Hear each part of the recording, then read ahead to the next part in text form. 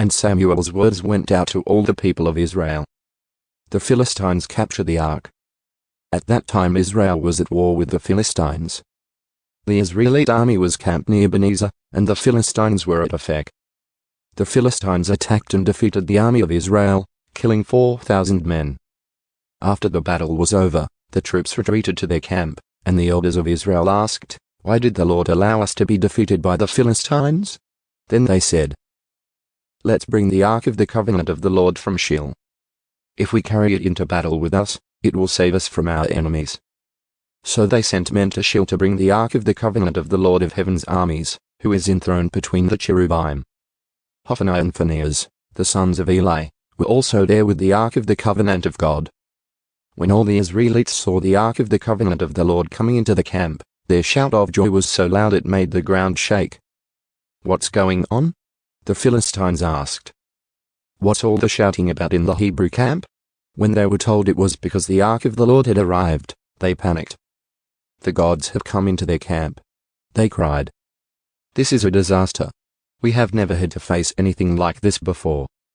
Help! Who can save us from these mighty gods of Israel?" They are the same gods who destroyed the Egyptians with plagues when Israel was in the wilderness. Fight as never before, Philistines. If you don't, we will become the Hebrew slaves just as they have been ours. Stand up like men and fight. So the Philistines fought desperately, and Israel was defeated again. The slaughter was great.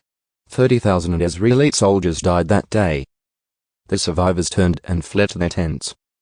The ark of God was captured, and Hophni and Phinehas, the two sons of Eli, were killed. The death of Eli. A man from the tribe of Benjamin ran from the battlefield and arrived at Shiloh later that same day. He had torn his clothes and put dust on his head to show his grief. Eli was waiting beside the road to hear the news of the battle, for his heart trembled for the safety of the ark of God. When the messenger arrived and told what had happened, an outcry resounded throughout the town.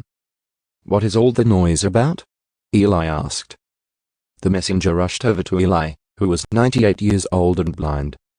He said to Eli, "I have just come from the battlefield. I was there this very day." "What happened, my son?" Eli demanded.